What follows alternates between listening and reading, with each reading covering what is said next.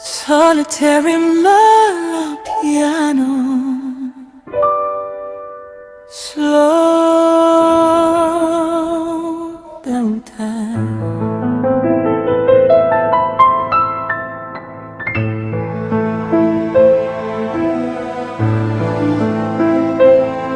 Aggressive rap, fast pace. Hasta si Juan sa sariling bayan. Buwis ay pasan, pambili ng bigas ay nasaan. Presyo'y lumilipad, sikmura'y kumakalam. Habang ang korupsyon lalong yumayaman. Sa reaction pace, politika, isyu'y binubulatlat. Kahit delikado, katotohanan ng ilalantad. Transition to ballad, kundi man style melody. Laya ng bibig, huwag niyo kaming busalan. Ito'y karapatan, hindi dapat kurtayan.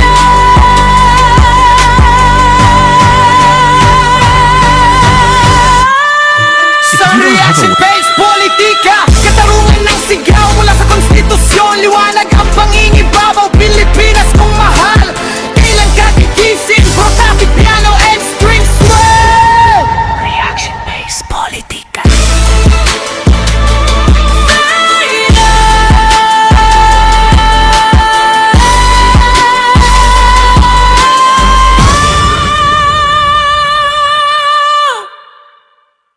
Reaction praise politika.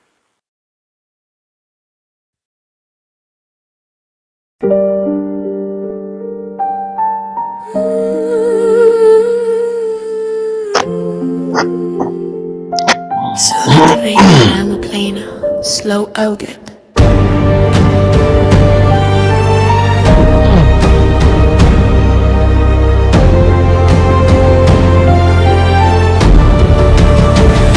Aggressive rap, fast-paced, hostage si Juan sa sariling bayan. Buwis ay pasan, pambili ng bigas ay nasaan. Presyo ay lumilipad, sikmura'y kumakalam. Habang ang korupsyon lalong yumayaman. Sa reaction hack politika, isyu'y binubulatlat. Kahit delikado, katotohanan ang ilalantad.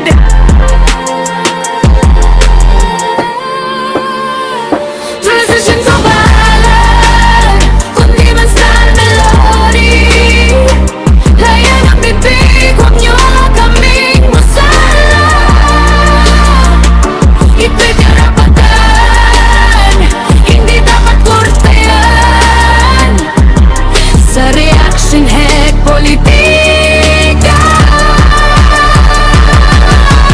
katarungan ng sigaw mula sa konstitusyon. Liwanag ang pangingibabaw, Pilipinas kung mahal. Kailan ka gigising? Dramatic piano and string swell. Reaction hack politika. Fade out. Parang may ganun tayong sound. Pero we're not just pretty sure.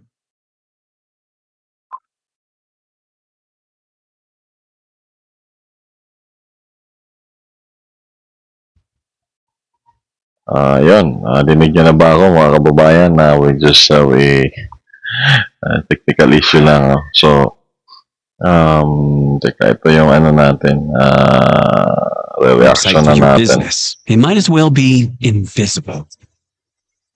Congressman De Visten na mayroon silang may mga maanumalyang transaksyon. Fake news po yan, Mr. Speaker. This representation is not privy to the motives of my colleague from the 1st District of Batangas. But let it be known, hindi po tayo basta-basta nagpapadala sa mga inimbentong issue dahil alam po natin kung ano ang katotohanan dito. In fact, I will not stand idly by and let these so-called facts be presented as truth. Let it be a reminder that Executive Secretary Ralph Recto has served as congressman and senator for decades, representing not only Batangas, but also the broader interests of the Filipino. And same goes for Governor Vilma Santos Recto. Mr. Speaker, and to all my colleagues here and to the general public, Mga kababayan, bago po tayo mag-umpisa magkomento, hayaan nyo pong batiin ko kayo ng isang napakagandang araw. At tayo po ay magpapatuloy sa ating regular na episode. Teka lang po mga kababayan. Tayo po ngayon ay nasa episode 10 na po, ano. So, check lang po natin yung pagkakamali dito. Nakalagay pa episode 9. So, dito po yung hinintuan natin last time, no. So,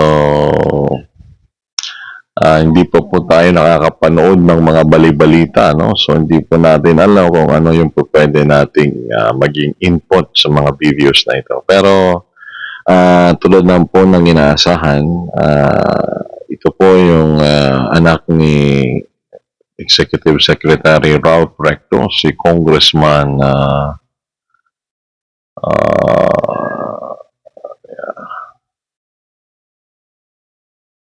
ano ba ang pangalan ni Congressman? Better watch the video na lang muna let us siguro. just focus on the facts and let us uphold the process. And most of all, let us keep our focus on our constituents and serve them with integrity. And on the subject of VAT, pagdebatihan po natin yan dito sa Kongreso. It is not the job of the executive, but our job as legislators, and we're always open for that. Thank you, Mr. Speaker. Mr. Speaker, may I respond? Majority Leader. Mr. Speaker, may I respond? Mr. Speaker, I'd like to recognize the Congressman for the 1st District of Batangas, Thank you. Congressman Leandro Please Leviste. respond.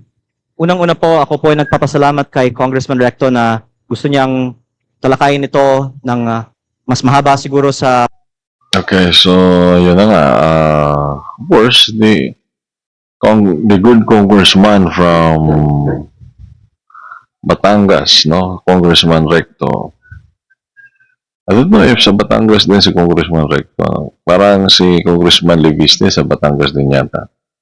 So maybe they are of the same. They have the same province, but ang kanilang distrito ay magkaiba.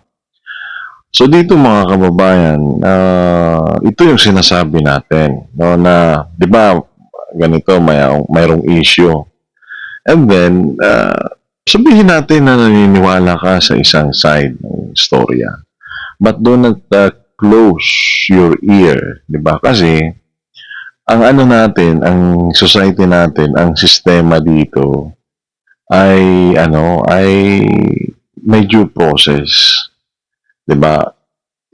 Oo nga, yung pagsasalita natin, diba, yung malayang pagsasalita or freedom of speech, expression, and of the press, no? Naka-flash nga yan dito. Yung wala dyan yung freedom of speech, which is very basic also.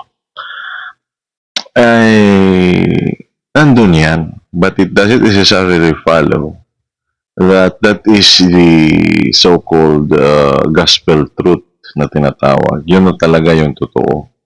Kaya nga, there is this so-called propaganda, the leakage of informations, and that is your freedom of speech na you will at least, diba, have these allegations forwarded and so that the people might have the interest to at least think on your allegations. So tayo naman na mga nakikinig, kailangan po nating maging mapanuri. Hindi natin sinasabi na yung anak ni Executive Secretary Ralph Recto ay mali yung sinasabi sa pagdepensa sa kanyang sarili. Diba? It is even his right to defend himself. Because ang nakasalalay, yung reputasyon ng kanilang pamilya, yung pangalan. Because this is an allegation. Hindi rin naman natin sinasabi na yung pag-aakusa ni Congressman Leandro Levisti ay mali, no?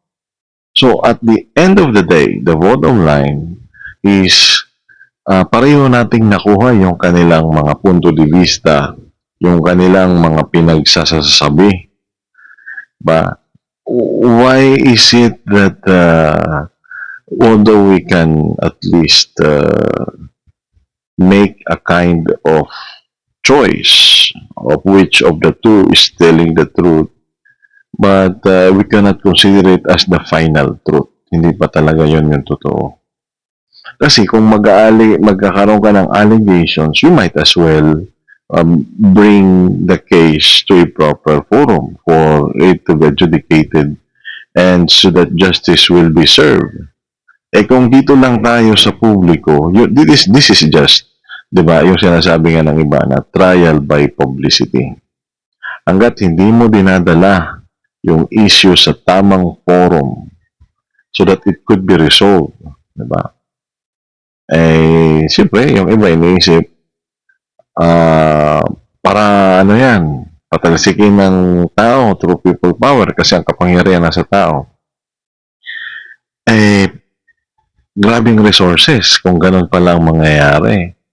Every mga lingkod bayan na nagnanakaw na inihalal natin sa pwesto, lalabas tayong mga tao para patalsikin sila through people power. So, napakahirap nga nun. In fact, it is very rare na ganun yung nangyayari. Diba? Yung formula nga doon, sabi ko sa inyo, although we have the recent people power na kakaiba sa nangyari doon sa French Revolution, kasi nga, yung formula, yung French Revolution, talagang no choice yung tao. Talagang nag-alsa sila, lumaban sa government, for that matter is monarchical system of government sa France, kasi gutom sila. And here comes the era of the Philippine politics during the time of former President Ferdinand Edwin Marcos. At nakita natin doon yung people power, yung EDSA 1 na tinatawag. Doon naman, there is a kind of pressure groups, propaganda movements, although hindi talaga nagugutom ang tao, pero nagkaisa ang mga Pilipino because, of course, because of the influence of religion and culture. The biggest player on that, if I could still remember, this is just my opinion, ay si Cardinal Sin, yung isang figure na nag-trigger din ng pagkakaisa ng mga tao para pumunta sa kalsada. Now,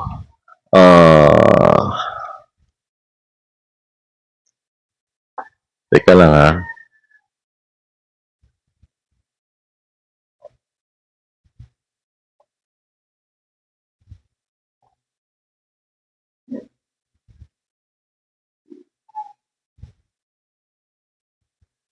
Okay. Sige.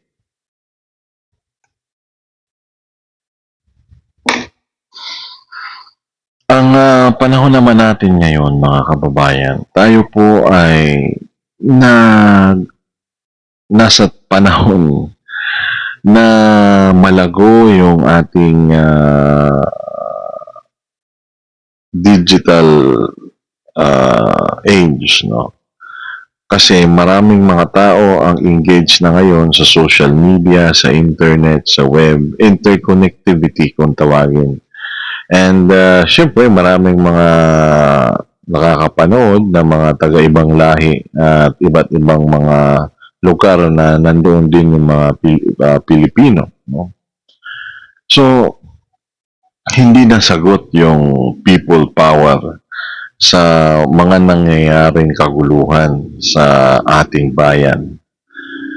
Kung nananatili yung pagiging isang bansa at malayang bansa ng bansang Pilipinas, then we should abide by the rules. Kasi ang nagpapapaging bansa dyan ay yung yung batas, 'di ba? Ano ba ang elemento ng estado? 'Di ba, yung tao, the constituency, it's the people. It's of course the government, 'di ba? Yung ginawang gobyerno ng mga tao. And of course, another is the territory, 'di ba? And of course, we have the sovereignty or kalayaan. Pero sino ba ang nagde-define ng apat na 'yan? 'Di ba? Sino ba ang nagde-define ng apat na 'yan? It's being defined by the Constitution. 'Di ba? Andun yung ating teritoryo sa Constitution. Andun yung ating government sa Constitution. 'Di ba? There is wide, general, and specific discussion of the three branches of government in the Constitution. Because, of course, with respect to the form of government, the Philippines is a presidential, having this presidential form of government. Meron tayong presidente na inihahalal natin on the national level. And then we have the so-called unitary form of government relating to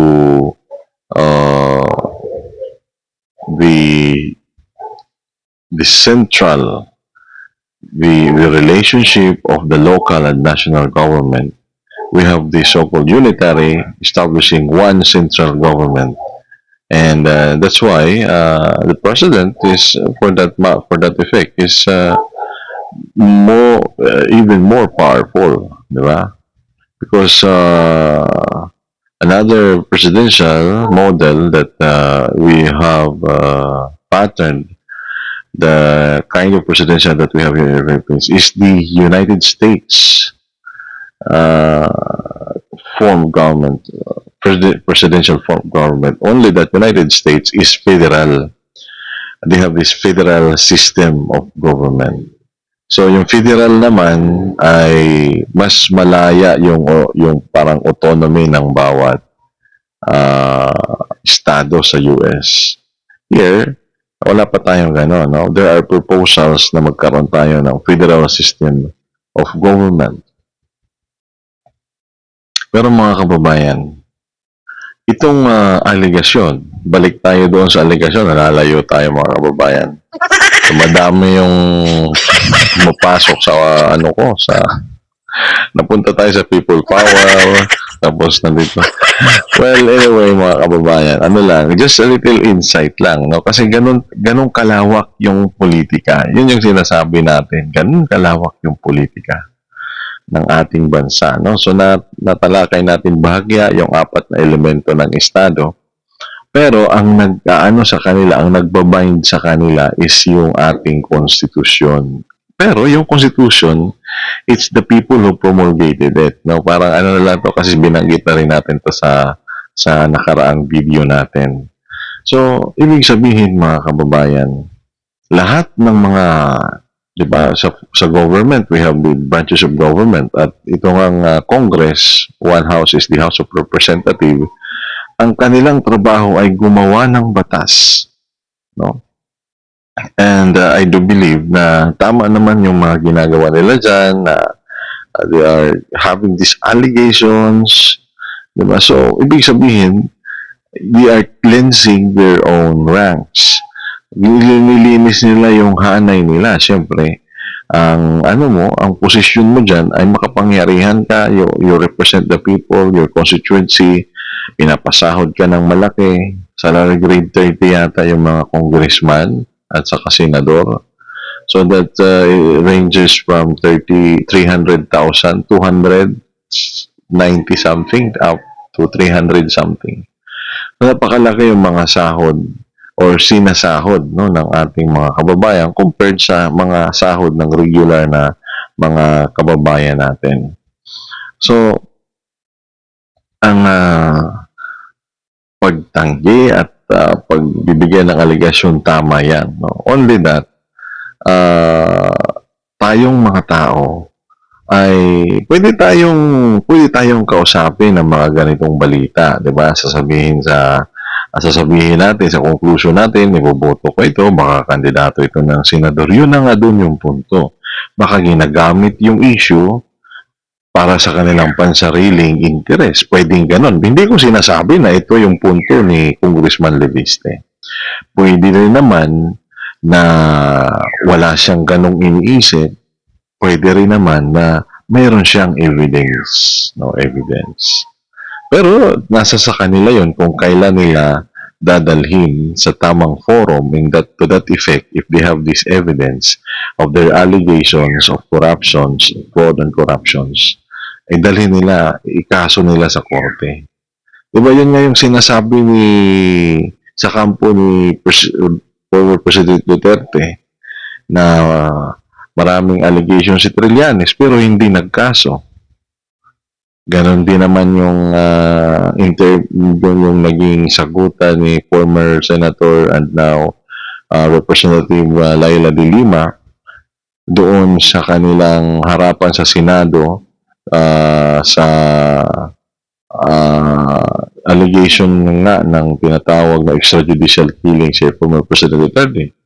So, sinabi doon ng Senator Jinggoy kay Representative de Lima na makapangyarihan ka noon, you are the Justice Secretary, pero hindi ka nag-file ng kaso, wala kang ganitong puros lang di ba?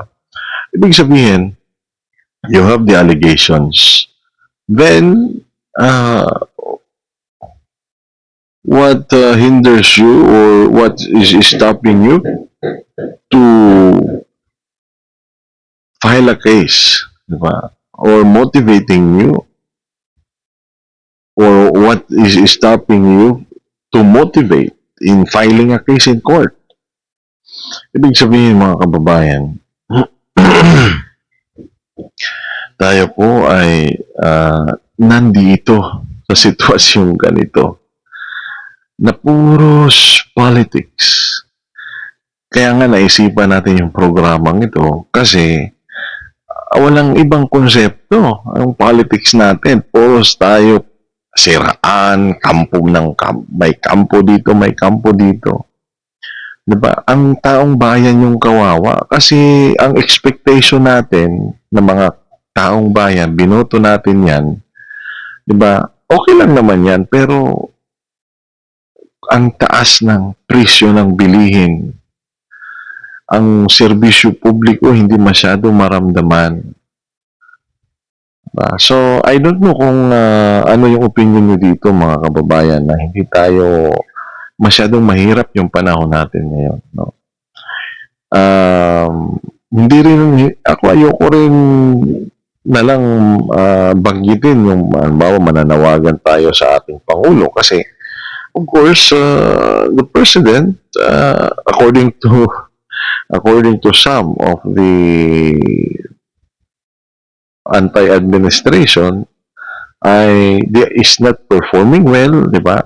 So they have these allegations, pero siguro the President want to do something for the people, only that maraming ang kalaban na bumabatikos. So siguro, parang lang yung kanya, ganti-gantihan na lang ito. Although hindi natin sinasabi na kung gano'n yung mindset ng palasyo na sige, may mga black propaganda kayo, ganitong gagawin namin. Sa kabila naman, hindi. Sinisiraan nyo si VP Sara. Ipagtatanggol namin. Tapos, i-expose namin yung mga katiwalian ninyo. So, ang nasa gitna, yung taong bayan sa dalawang nag-uumpugan na malalaking pader sa politika. Diba? Parang nakakalimutan, hindi natin inaano na mali yung ginagawa nila. Tama din naman yun on the other side. No? Pero yun lang, ibalansi po sana natin yung politics and public service. Kasi si Juan po, ito po yung nakararaming mga Pilipino ay naghihirap na po. Just a kind of reminders at panawagan na rin po. Imbis na kasi sa hirap ng buhay ngayon, ang mga tao. Parang mahirap mo mahikayat pumunta ng kalsada. Although it is one of the constitutional guarantee, no? To peaceably assemble and petition the government for redress of grievances. It's one of the constitutional guarantee. Pero sa hirap ng buhay ngayon, time is gold. Di ba mga kababayan? Ano ba yung mga sinabi ko na yun?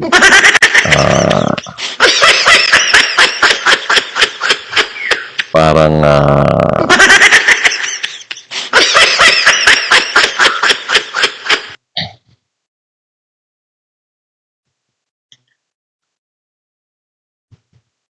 teka, baka may issue ako sa ano ko ha, sa audio ko.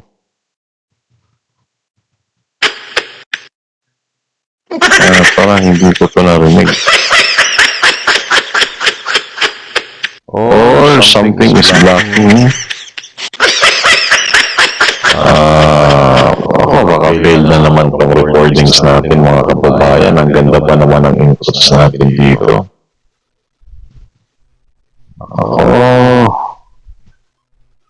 Sana hindi, ano? Sana hindi. Kasi nagkaroon yata tayo ng konting problema lang. Okay.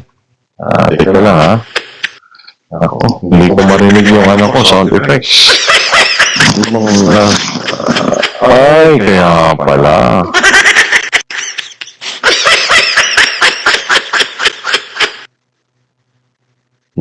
Ano pa tayo? Naka-mute.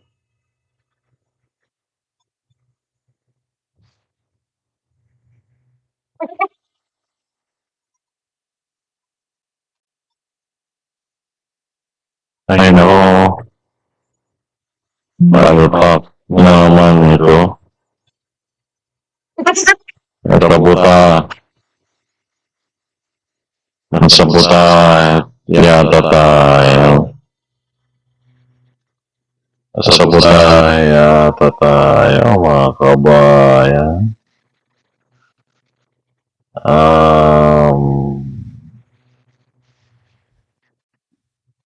Ako, malaki yung problema ito. Akala ko okay. Pero ngayon, napakalaking problema. Okay.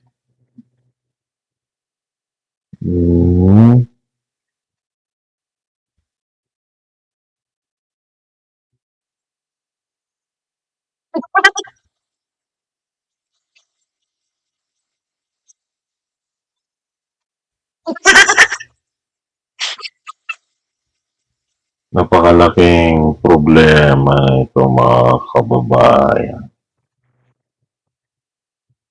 Okay.